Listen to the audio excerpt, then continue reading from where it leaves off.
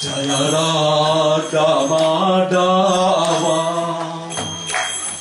Jaya Kunja Bihari Jaya Radha Madhava Jaya Kunja Bihari Jaya Radha Madhava Jaya Kunja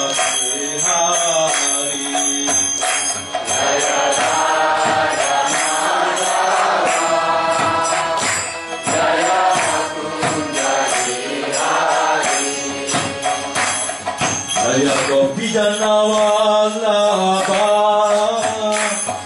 Jaya Girivaradhari Jaya Girivaradhari Jaya Gopijanavalabha Jaya Girivaradhari Jaya Girivaradhari Jaya Gopijanavalabha Jaya Girivaradhari Jaya Girivaradhari Jaya Gopijanavalabha Jaya Girivaradhari Jaya Girivaradhari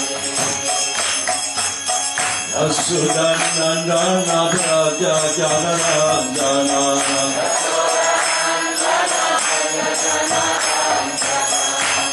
Yasudanandana Braja Janarandana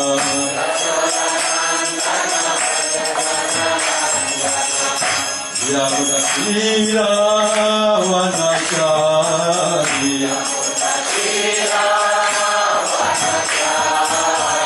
Yamunatira Vanacharya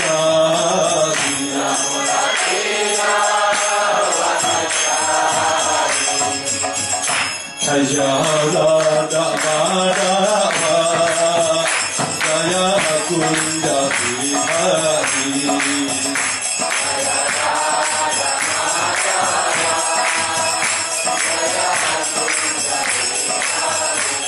Jaya Gopijanavalabha Jaya Girivaradhari Jaya Girivaradhari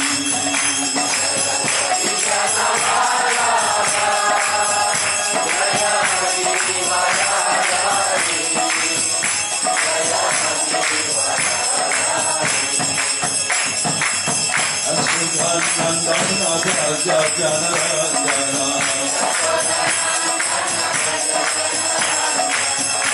Anantira Vanacharya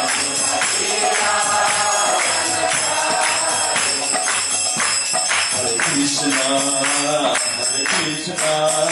Krishna Krishna Hare Hare Hare Rama Hare Rama Rama Rama Hare Hare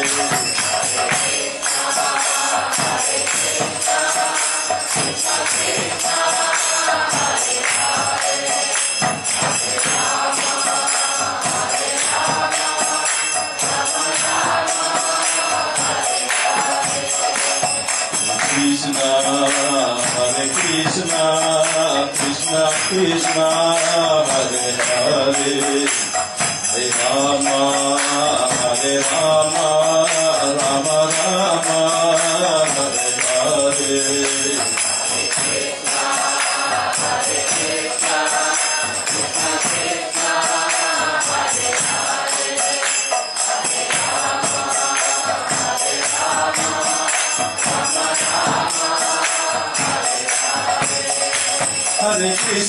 Hare Krishna, Krishna Krishna, Hare Hare, Hare Rama, Rama Rama, Hare Hare. Hare Krishna, Krishna Krishna, Hare Hare.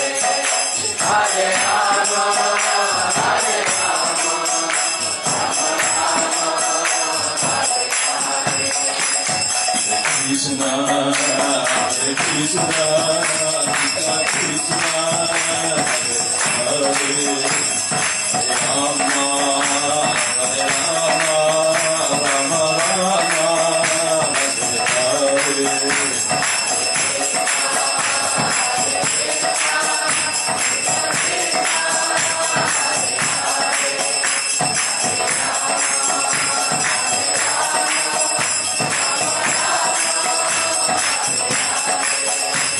Jaya Prabhupada, Jaya Prabhupada, Jaya Prabhupada, Jaya Prabhupada.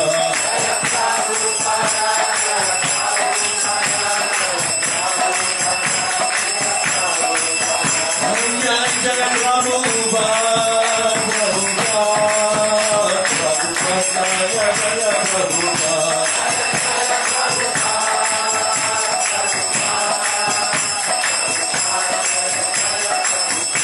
Prabhupada, Prabhupada, Prabhupada, Prabhupada.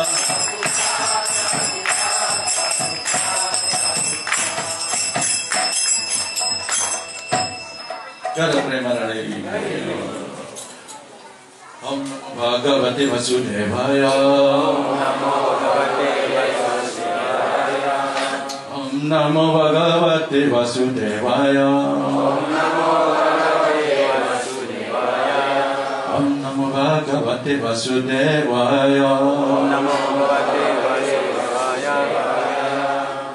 Hingga mengapal terur gantang palam surat mukaan dalam samjutam ibadah bhagavatam rasa yang berlaku sekali itu ada yang dalam kejaran sewa nerutam Eri Saraswati biasa yang dihaya nasta kaya sebagai simbol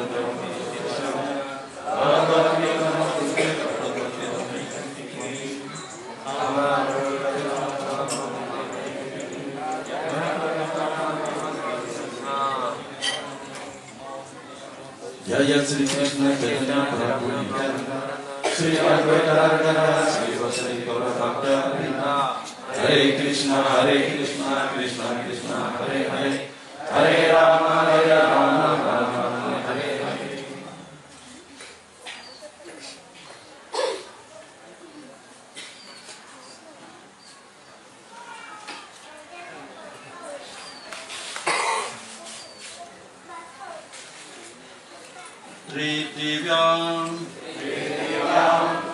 Tridiyam Risi Sargam Vai Devarsi Swam Upedya Sa Andram Satvatam Ajasta Naiskarmyam Armanam Yataha Tridiyam Risi Sargam Vai Evar Sitvam Upedyasa Tantram Satvatam Ajasta Neskarmyam Karmanam Yata Tridiyam Risi Sargam Vai Evar Sitvam Upedyasa Tantram Sarvatam Ajasta Neskarmyam Karmanam Yata. Silakan bro.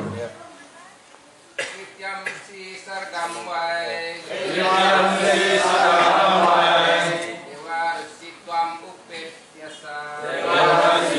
Upedyasa Tantram Satvatam Ajasta Naiskarmyam Karmanam Yata Tridiyam Risi Sargam Vai Dewa Sitwam Upedyasa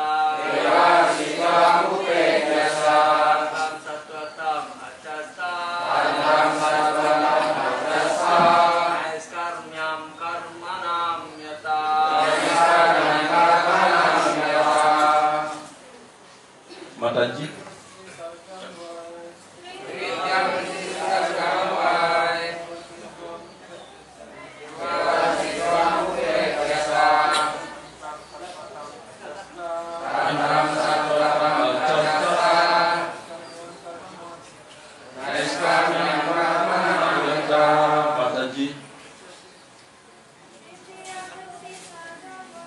Ridya Mrisi Sarvawan Dewa Sitwa Muke Jasa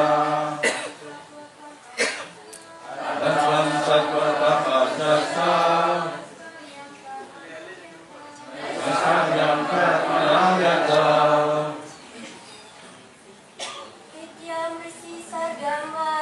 Ridya Mrisi Sarvawan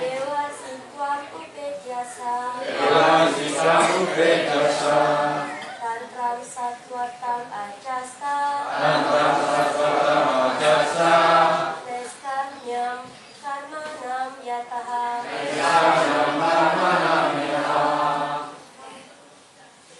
Pritivyam yang ketiga Risi Sargam zaman para resi pasti Dewa Sitwan inkarnasi resi di kalangan para dewa. Upetya setelah menerima sah beliau tantram ulasan kitab-kitab Weda. Satwatam yang khususnya dimaksudkan untuk bakti. Ajasta dikumpulkan. Naiskarma tidak berpahala. Karmanam tentang pekerjaan. Yata dari itu. Terjemahan. Pada zaman para resi, inkarnasi ketiga Tuhan Yang Maha Esa adalah Dewa Sinarada, Resi Agung di kalangan para dewa sebagai inkarnasi yang dikuasakan. Beliau merangkumkan ulasan-ulasan Weda yang berkenaan dengan bakti untuk menginspirasi orang-orang melakukan tugas kewajibannya dengan tanpa pamrih. Mohon diikuti. Pada zaman para resi, inkarnasi ketiga Tuhan Yang Maha Esa adalah Dewa Resi Narada, Resi Agung di kalangan para dewa, sebagai inkarnasi yang dikuasakan. Beliau merangkumkan ulasan-ulasan Weda yang berkenaan dengan bakti untuk menginspirasi orang-orang melakukan tugas kewajibannya dengan tanpa pamrih. Penjelasan dari Yang Mulia Selalu.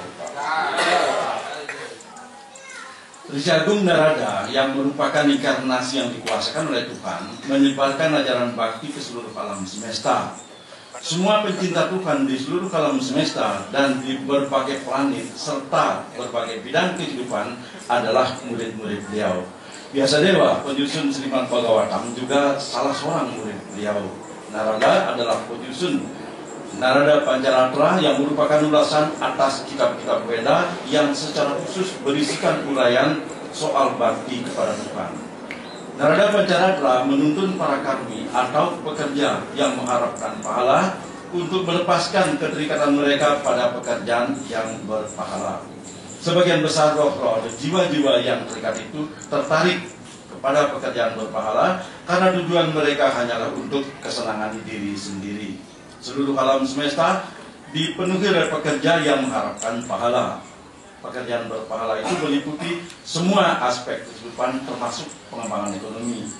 Namun telah diatur oleh hukum alam bahwa setiap pekerjaan mengandung risiko dan reaksi dan pelakunya diikat oleh reaksi tersebut baik maupun buruk. Pahala pekerjaan yang baik adalah kemakmuran material dan reaksi dari pekerjaan yang buruk adalah penderitaan. Namun keadaan-keadaan material itu yang disebut-sebut sebagai kesenangan dan penderitaan pada akhirnya berujung pada penderitaan semata. Kehidupan material menutupi kecerdasan spiritual para karmi, sehingga mereka tidak mengetahui cara meraih kebahagiaan kekal yang penuh kebebasan. Sri Narada menyadarkan mereka soal adanya kebahagiaan yang real itu melalui informasi. Beliau memberikan petunjuk kepada penderita untuk mengubah kesibukan material mereka menjadi kesibukan yang berpihak pada keinsapan spiritual.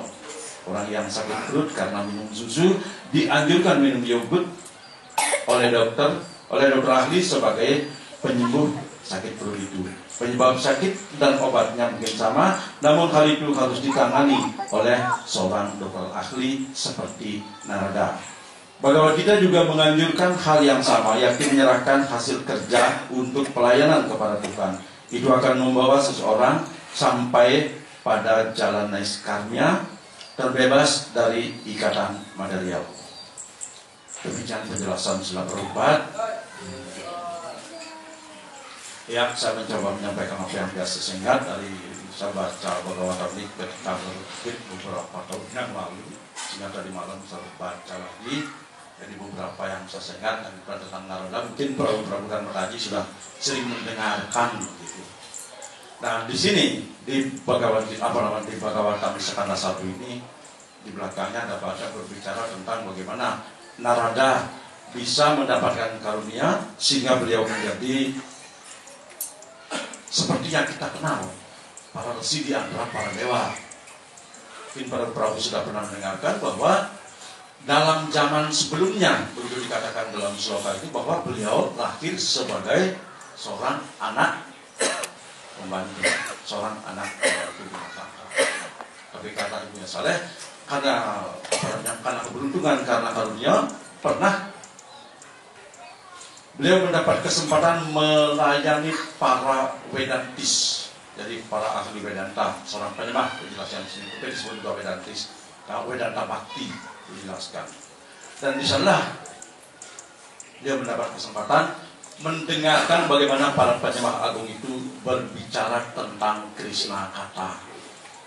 Nah karena terus-menerus beliau mendengarkan selama 3 bulan kalau nggak salah disebutkan di sana, maka keinginan beliau untuk hal-hal yang bersifat material berkurang, dan kebetulan juga beliau sejak lahir sudah merupakan anak yang serius mendengarkan.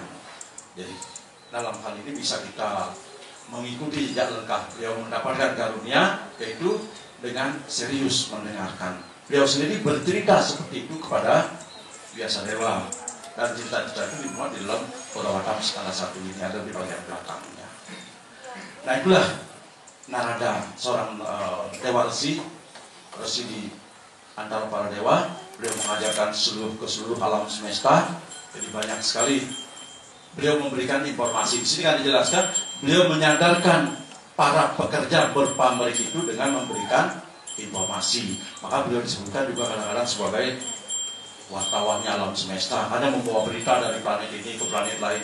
Karena beliau punya kemampuan untuk pergi kemana saja tanpa menggunakan pesawat, seperti kita kalau mau pergi ke Jakarta atau pergi ke India kita pakai pesawat. Kalau beliaunya tanpa pesawat pergi kemana-mana dan memberikan informasi. Di sini ada peristiwa bercerita, kemudian di planet ini ada cerita diceritakan kepada lain. Lewat cerita-cerita itulah beliau menyadarkan para pekerja yang berpamrih itu.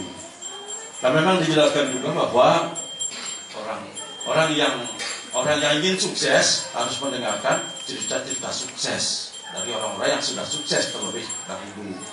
Gitu. Dan di sini dalam kegiatan bakti kita, kalau siang kita baca Bhagavad Gita atau malam, paginya kita sembah Bhagavatam itu isinya adalah cerita yang banyak. Cerita, tapi cerita di sini adalah cerita yang benar-benar terjadi, yang diinformasikan oleh para penyembah agung. Khususnya dalam kesempatan ini kita topiknya adalah Narada. Dia yang menginformasikan. Jadi informasilah yang menginspirasi.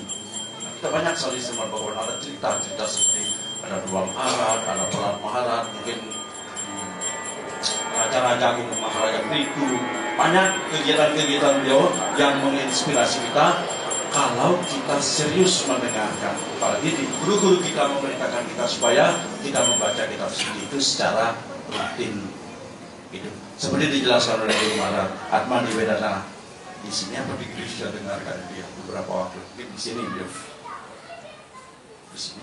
Ada minggu kemarin begini ya. Inilah ingatan orang yang sudah. Makanya hati-hati anak-anak yang mau menjaga ingatannya supaya setelah lanjut usia nanti ingatannya tetap tajam. Saya sendiri merasakan ingatan ini merosot sekitar beberapa tahun yang lalu, terasa sekali dropnya itu. Nah, untuk memperkuat ingatan memang salah satu disebutkan dengan membaca, dengan mendengarkan itu. Nah, beberapa waktu yang lalu saya mendengarkan kelas dari Maharaj Atma. Kita mendengarkan, bukan saya, kita mendengar kelas dari beliau bahwa kalau kita ketemu masalah baca Bhagavad Gita. Tapi lebih lanjut beliau menjelaskan jangan pada saat ketemu masalah saja membaca Bhagavad Gita, tapi bacalah Bhagavad Gita itu setiap hari. Begitu. Bhagavatam juga seperti itu. Informasi-informasi yang disampaikan dalam Srimad Bhagavatam semuanya berbuah. Karena ditulis oleh Srila Vyasadeva setelah mencapai tingkat kematangan spiritual. Beliau menulis setelah mencapai tingkat kematangan spiritual. Sehingga Sri Chaitanya mengatakan bahwa Srimad Bhagavatam itu adalah Purana tanpa cacat celah. Purana tanpa cacat celah. Cacat celah yang dimaksudkan itu apa? Apa dimaksud dengan cacat celah? Artinya tidak ada warna material. Jadi tidak ada kegiatan yang berpahala. Nah, dalam tataran yang lebih tinggi memang kegiatan berpahala itu sudah dianggap sebagai cacat celah. Mengapa? Tadi Prabhupada sedang menjelaskan bahwa kegiatan berpahala itu kan kalau kita dapat reaksi dari perbuatan baik, kita mendapat kebahagiaan. Kalau kita mendapat reaksi dari perbuatan kita yang salah, kita mendapat penderitaan. Tapi lebih lanjut beliau mengatakan bahwa ujung-ujungnya semua adalah penderitaan. Maka kegiatan berpahala itu dikatakan sebagai kegiatan yang cacat dalam pengajian spiritual. Nah, itulah. Nah, sekarang dijelaskan lebih lanjut oleh Narada Muni. Ketika murid beliau yaitu Srila Vyasadeva telah menulis Chaturveda, telah menulis Mahabharata, telah menulis banyak kitab suci Veda, tetapi beliau masih merasakan ada sesuatu yang kurang. Sehingga suatu ketika beliau mandi di pagi hari, termenung di pinggir sungai Saraswati. Dijelaskan sungai Saraswati. Nah, pada saat itulah kemudian beliau didatangi oleh Narada Muni. Narada Muni tahu kegelisahan muridnya. Lalu beliau memberikan pujian kepada muridnya pada Vyasadeva sendiri dengan mengatakan, loh, Anda telah menulis buku-buku itu, pandangan luas sekali, telah menulis banyak kitab suci, menulis Chaturveda, menulis Mahabharata, menulis yang lain-lain lagi, banyak lagi. Sekarang pergunakanlah pandanganmu yang luas itu untuk mengagungkan kebesaran Tuhan Yang Maha Esa. Karena itulah yang belum beliau tulis. Maka beliau itu merasa ada sesuatu yang kurang. Dan ini Srimad Bhagavatam yang ditulis oleh Srila Vyasadeva setelah beliau mencapai tingkat kematangan spiritual. Nah, maka itulah kita dianjurkan oleh guru-guru kita supaya kita rajin mendengarkan, supaya kita berlatih kembali. Diingatkan di sini Narada Muni sendiri telah bercerita pada beliau karena beliau mendengarkan dengan serius. Mari kita bersama-sama berlatih untuk mengikuti jejak langkah beliau. Banyak sekali ajaran-ajaran beliau. Banyak sekali itu ajaran-ajaran beliau yang telah ditulis dalam Narada Pancaratra. Tapi kita tidak mengerti kenapa Narada Pancaratranya diringkas dalam, mungkin Prabhupada tahu ini Narada Pancaratra di buku-buku yang kita baca itu banyak dibuat isi dari Narada Pancaratranya. Satu buku kita belum ada yang berbahasa Indonesia, belum ada satu buku, tapi banyak dikutip di buku-buku Prabhupada. Dan mudah-mudahan nanti kita bisa ketemu bukunya sehingga kita berangsur-angsur nanti bisa memahami lebih dalam lagi apa yang disampaikan oleh Narada Muni. Nah, kemudian ada cerita tentang Narada Muni ketika beliau memberikan berkah kepada penyembah agung yang menggunakan 9 cara bakti secara keseluruhan. Siapa bro? Siapa? Ambaris Maharaj. Jadi kita kan punya 9 cara bakti yang dengan mendengarkan Pariksit Maharaj, yang dengan menyampaikan Sukadewa Goswami, yang dengan mengingat Prahlad Maharaj ya. Prahlad Maharaj yang dengan mengingat dan seterusnya. Yang menjadi teman ada Arjuna, yang bukan pelayanan Dewi Laksmi, yang jadi pelayan Hanuman. Kemudian yang berdoa Akrura, kemudian yang menggunakan kesembilannya Ambaris Maharaj. Karena Narada Muni puas melihat pelayanan Ambaris Maharaj, suatu ketika Narada Muni berkunjung ke sana. Nah, karena beliau merasa puas melihat pelayanan Anda, berkah apa yang Anda inginkan dari saya?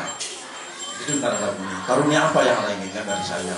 Permintaan dari Ambaris Maharaj adalah, mohon berikan berkah kepada saudara saya yang amat sangat benci kepada para penyembah. Beliau tidak memberikan, Ambaris Maharaj tidak minta karunia apa-apa dari Narada Muni, tapi beliau mohon karunia agar Narada Muni itu berkenan memberikan karunia kepada Ambaris Maharaj. Kemudian datanglah Narada Muni menemui saudaranya Ambaris Maharaj. Begitu ketemu, langsung Ambaris Maharaj mengucapkan kata-kata penghinaan, mengucapkan kata-kata kasar yang tidak semestinya diucapkan, dan beliau memang benci sekali kepada penyembah. Nah, ketika Narada Muni mau mengajarkan, tetap dia menolak. Tapi di akhir pertemuan Narada Muni meminta, ya kamu belum bisa mendengarkan pelajaran-pelajaran penting seperti ini, coba ingat satu pertanyaan. Ini siapa tahu nanti kamu bertanya, apa sih gunanya ketemu penyembah sekali saja? Coba cari jawaban dari pertanyaan itu. Itu yang disampaikan oleh Narada Muni. Akhirnya seiring perjalanan waktu, saudara dari Ambaris itu meninggal. Setelah meninggal karena beliau benci penyembah, jelas diadili oleh Batara Yama, oleh Dewa Yama, diadili di sana. Nah, ketika vonis akan dijatuhkan, teringat saudara Ambaris itu, saudara Basmara itu, dengan apa yang diperintahkan oleh Narada Muni. Sebelum Anda menjatuhkan vonis pada saya untuk menjalani hukuman di neraka, perkenankan saya mendapat jawaban dari apa yang diperintahkan oleh Narada Muni. Apa sih manfaatnya kalau seseorang itu ketemu dengan penyembah agung sekali saja? Dan di sana Yamanuta tidak bisa memberikan jawaban. Gitu. Dan di sana Yamanuta Dewa Yama tidak bisa memberikan jawaban. Silahkan Anda bertanya kepada Dewa Brahma. Dewa Brahma apa Dewa Siwa dulu? Silahkan Anda bertanya pada Dewa Brahma. Kalau Anda lanjutkan pertanyaan yang sama, pergi diberikan fasilitas untuk bisa ketemu Dewa Brahma. Sampai di planet Dewa Brahma diajukan pertanyaan seperti itu, ternyata Dewa Brahma tidak bisa menjawab. Silahkan menanyakan kepada Dewa Siwa. Akhirnya pergi ke planetnya Dewa Siwa.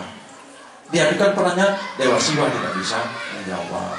Jadi Dewa Siwa merintahkan, silahkan cari jawabannya, tanyakan kepada Dewa Wisnu. Sampailah akhirnya dia ke planet Wisnu, dan Dewa Wisnu di sana sedang berbaring.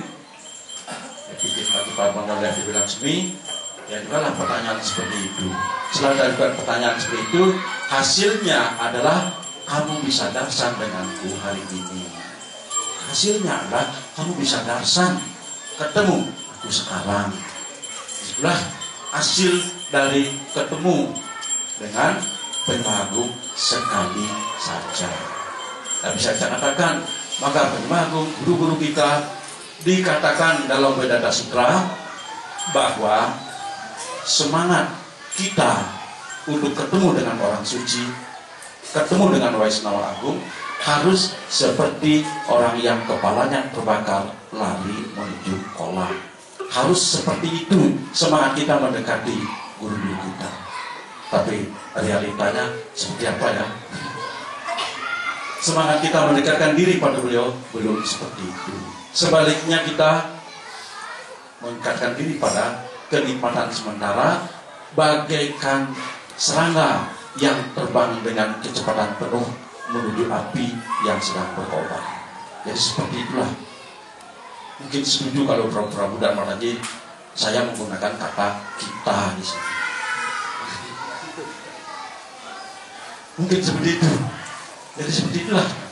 Jadi begitu pentingnya kita mendekatkan diri pada guru-guru kita, karena beliau orang sekali saja melihat Penyembah Agung, manfaatnya saudara dari Baris Maharan bisa langsung dengan Sri Wisnu. Nah kalau ketemu langsung aja, apalagi kalau kita mau melaksanakan perintahnya. Saya baca melaksanakan perintah guru sama baiknya dengan ketemu Krishna secara langsung, sama baiknya. Tapi kita sering dengar, sering baca hal seperti itu, kok kita tidak semangat-semangat ya? Kok kita tak semangat-semangat ya? Dulu di Bakti Sastri sudah pernah saya sampaikan juga, mengapa kita sudah lama jadi penyembah, kok susah sekali menghilangkan kebiasaan-kebiasaan buruk. Kenapa? Jawaban Narasingha Prabu, penyebabnya adalah karena kita tidak benar-benar terhubung dengan Krishna dalam artian secara spiritual. Kalau terhubung karena semua makhluk terhubung, tapi terhubung secara spiritual dalam artian kita sebagai pelayan beliau itu dulu. Mengapa kita tidak terhubung? Kita tidak benar-benar terhubung dengan Krishna. Dijelaskan karena kabel penghubungnya rusak. Apa kabel penghubung itu? Kabel penghubung itu adalah sikap rendah hati. Makanya di dalam Bhagavad Gita bab 13 sloka 8 sampai 12 di sana dikemukakan tentang 26 sifat mulia. Sifat rendah hati itu nomor 1. Nah, di sana ada 26 sifat. Kalau 25 sifat ke bawah kan dari nomor 2 sampai nomor 26 kita punya sifat-sifat itu. Lalu sifat yang nomor 1 tidak kita punya, itu menyebabkan kita tidak terhubung. Nah, di sini Narada kembali menjelaskan bagaimana beliau menjadi seperti itu karena beliau mendengarkan dan melakukan pelayanan dengan tulus kepada para Vedanta Bhakti, para Vedanta Bhakta. Karena beliau mendengarkan dengan tulus dan atas izin para Vedanta Bhakti itu beliau mendapatkan karunia Mahaprasad. Saya sempat mencicipi persat beliau atas seizin beliau. Gitu penjelasannya. Nah, maka dari itu marilah kita bersama-sama bagaimana kita berlatih untuk menjadi rendah hati yang secara teoritis gampang sekali diucapkan. Rendah hati itu artinya memberikan jaminan penghargaan kepada orang lain, tidak pernah menuntut penghargaan untuk diri sendiri. Itu artinya gampang sekali diucapkan. Prabu Guru Sewa ada ya. Dan beliaunya sering menyampaikan bahwa pengetahuan rohani itu teorinya gampang, prakteknya sulit. Kalau hal-hal yang bersifat material, teorinya sulit, prakteknya gampang. Misalnya kita musik kan rumit sekali dulu, tapi kalau kita menggunakan mesinnya kan gampang. Yang belajar nyetir mungkin 1 minggu aja bisa. Coba disuruh buat mobil. Nah, jadi begitulah bagaimana kita bersama-sama saling menginspirasi di sini. Dan terima kasih pada manajemen di sini, Prabhupada khususnya yang senantiasa wanti-wanti menyuruh kita ini untuk senantiasa mendekat. Dan sekarang dikenal kalau di Jago baru tertib, tapi Prabhupadanya masih capek-capek juga bonusnya. Mohon kita semua ini jangan dibuat lagi mengingatkan kita perlu sering gitu. Mungkin ini ke tradisi kita masih gen kita untuk mendengarkan itu belum on, masih off, masih dorman gitu. Karena kita tradisi kita di Bali kan tidak biasa mendengarkan barisan. Tidak biasa. Jadi untuk mengonkan itu, gen mendengar dengan serius itu perlu kita maksa diri kita. Jangan perempuan malah yang maksa kita, memaksa diri kita. Nah, tadi malam syukur saya dipaksa.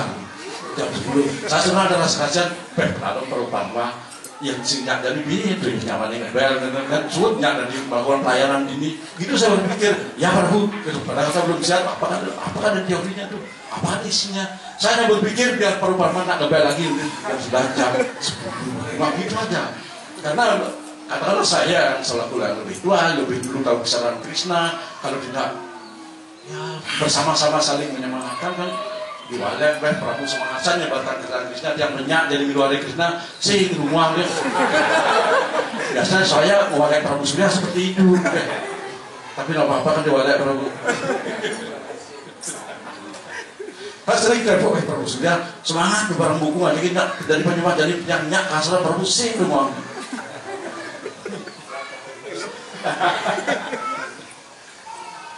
Jadi begitulah kalau kita berbakti. Mungkin segitu dulu bisa saya sampaikan. Kita berbanyak di sini, lebih seringnya kita sharing dulu. Karena di sini banyak ada penyembah pemula, banyak penyembah sudah lama. Kita sharing aja apa yang bisa kita ingat untuk saling menyemangatkan. Waktu yang serahkan kepada Prabu dan pendiri sekalian. Hare Krishna.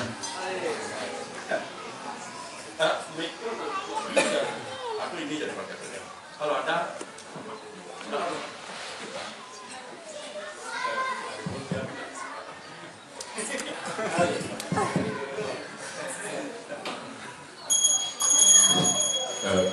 mohon maaf Prabu Surya, sebenarnya Prabu Surya yang paling senior, jadi yang mohon maaf sekali lagi karena banyak sekali tadi disebut, jadi tidak enak rasanya kalau manajemen itu bukan saya sendiri sebenarnya, para senior dan penyembah pada umumnya. Jadi kebetulan Tiang sendiri yang diberi kesempatan untuk melayani di Sandipdes ini, jadi memang untuk nelpon para yang untuk mengasih kelas memang Tiang yang lebih banyak gitu. Jadi mohon maaf Prabu, memang kalau satu sangga yang memang kenyataannya yang bisa kita lihat atau saksikan keberadaannya, mudah-mudahan ini bisa terus bertahan. Di Jagannath Gauranga Ashram itu memang sangat semangat dan terus bisa serentak, bisa berkumpul bersama-sama. Dan yang kedua yang mau Tiang sampaikan adalah karena apa? Karena Prabu juga bisa membuktikan, Prabu Mentaji bisa membuktikan kalau di tempat lain bukan apa-apa sebenarnya, maksudnya bukan maksudnya akan